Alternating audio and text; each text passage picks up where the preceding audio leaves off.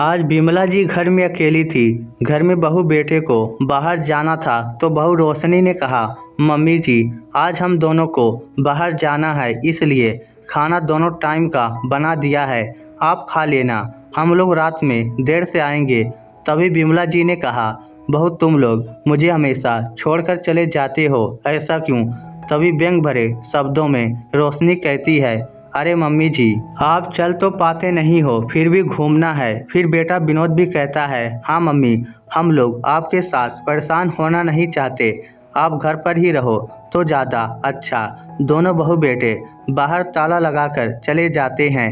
ऐसे में बिमला जी को अकेले रहना बहुत दुखदाई लगता है और बहू बेटे भी नहीं चाहते कि वह कहीं आए जाए, इस कारण उन्हें वह अकेले ही छोड़ जाते हैं। वह दिन भर अकेले ही रहती, उनसे बात करने वाला कोई नहीं रहता। इस तरह उन्हें समय काटना बहुत मुश्किल लगता है। वह सोचती हैं कि रामायण पढ़ लूं, पर घर में अकेले कितनी देर रामायण पढ़ती। खैर उन्होंने पूजा पाठ कर रामायण भी पढ़ ली। 12 ही बजे थे। उन्होंने सोचा कि चलो अब खाना खा लूं। तब उन्होंने देखा कि बहू बासी दाल और 3 ही रोटियां टेबल पर रखकर गई हैं। उन्होंने जैसे तैसे खाना खा लिया। अब उनका बुढ़ापा होने की वजह से उनका टीवी में भी मन नहीं लग रहा था। 3 ही बजे थे। उन्होंने सोचा कि चलो अपनी पड़ोसन से फ़ोन पर बात कर लूं, पर फ़ोन भी उस समय नहीं लग रहा था। अब तो समय भी काटने को दौड़ रहा था, करे भी तो करे क्या। बहू की पाबंदी जो थी वह मन का कुछ ख्वाब बना भी नहीं सकती थी। उस पर रोक टोक बहू जो लगाती थी। अब तो पति नहीं थे, इसलिए बेटा पर ही निर्भर हो गई थी। और तो और उन्हें बहू की बातें भी सुननी पड़ती थी।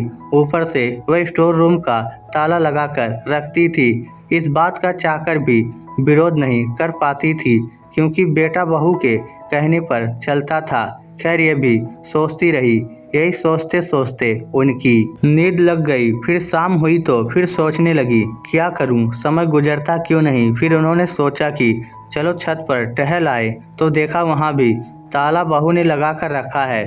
उन्होंने चाय बनाकर पी और पेपर भी पढ़ने लगी। रात हुई तो खाना खाया और थोड़ी देर में सोने चली गई। इस तरह बिमला जी का टाइम बड़ी मुश्किल से निकला, क्योंकि बाहर से ताला लगा था और छत पर भी ताला था। वह करती भी तो क्या करती। जैसे ही रात में दरवाजा खुलने की आवाज़ आई तो समझ गई कि बेटा बहू आ गए हैं। उन्होंने सोचा, बहू ना सही बेटा तो पास आएगा, वह तो पूछेगा मम्मी खाना खाया या नहीं, पर वह भी नहीं आया।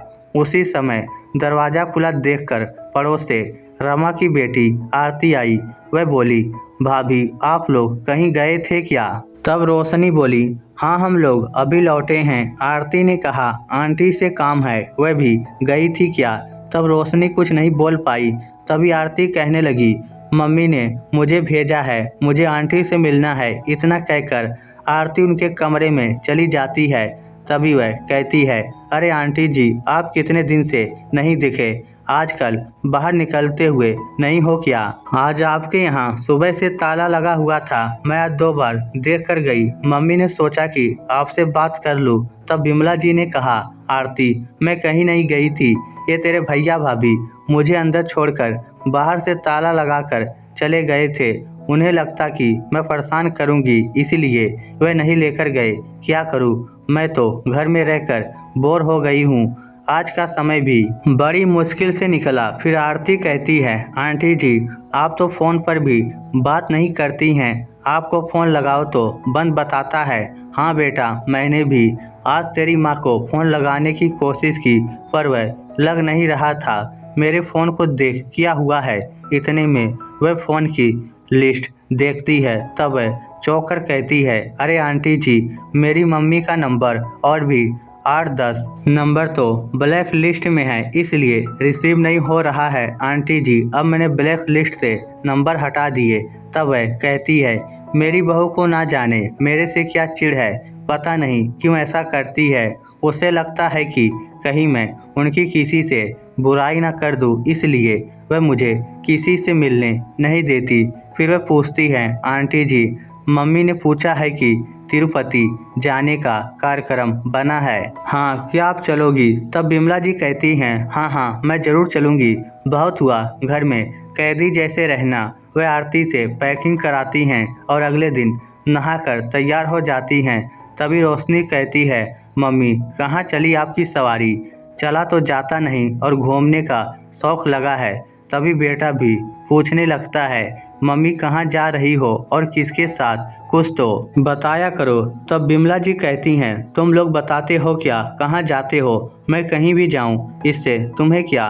तुम लोग ने मुझे कैदी जैसा बना दिया है। ना खुद कहीं जाने देते हो, ना ही मुझे साथ में ले जाते हो। जब से पापा क्या गुजरे तब से मैं तुम पर बोझ हो गई हूँ। तुम लोग मुझे देते क्या हो? केवल 2 वक्त का खाना, और क्या? मेरे पैरों में दर्द किया हुआ तब से तुम लोगों ने डॉक्टर को दिखाया तक नहीं, ना ही कोई सेवा की। अब और अन्याय ना सहूँगी। तुम लोग मुझे कमज़ोर ना समझना। बहुत हुआ, बहू बेटे का लिहाज अब और नहीं। और मैंने सोच लिया है, अब मैं डॉक्टर से चेकअप कराकर तिरुपति बालाजी के दर्शन करने जाऊंगी। अब मेरी समझ में आ गया है कि मुझे आत्मनिर्भर होना पड़ेगा। तब बेटा बोला, कैसी बातें कर रही हो मम्मी? अगर और ज़्यादा दिक्कत हो गई तो हमसे ना कहना। फिर बिमला जी बोली, कौन सा कुछ? मेरे लिए कुछ कर रहे हो? हाँ ना कहूँगी। फिर बेटा बहू दोनों बड़बड़ाकर कहने लगते हैं, देखते हैं महिला मंडली और पड़ोसी कितना साथ देती हैं। हम आपके सगे हैं, हम ही काम आएंगे, वह बाहरी नहीं। तब वह भी तुनक कर बोली, देखो इतने दिन से मैं देख रही हूँ बेटा, तुझे मेरी कदर नहीं है। बहू की हाँ में हाँ मिलाता है। अब मैंने एक निश्चय कर लिया है कि मैं तुम लोग पर ना निर्भर रहूँगी, ना ही बोझ बनूँगी। मुझे किसी के सहारे की ज़रूरत नहीं है। ये घर मेरे नाम पर है। तुम लोग कहीं और रहने का इंतज़ाम कर लो।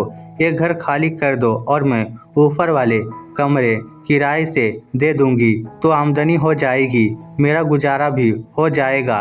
तुम लोगों ने मेरी आज़ादी तक छीन ली। तुम लोग ने मेरे खास वाले नंबर भी ब्लैक लिस्ट में डाल दिए ताकि मेरे फ़ोन पर किसी से बात ना हो पाए। तुम्हारी बात ना बता दूं, इसी कारण मिलने भी नहीं देते।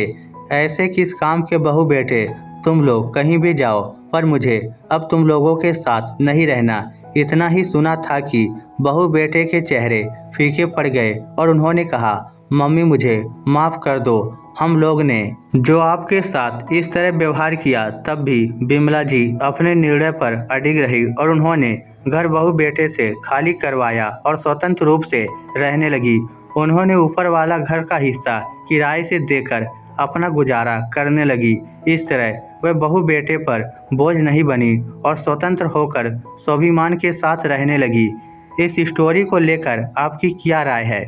नीचे कमेंट करके हमें ज़रूर बताइएगा। धन्यवाद।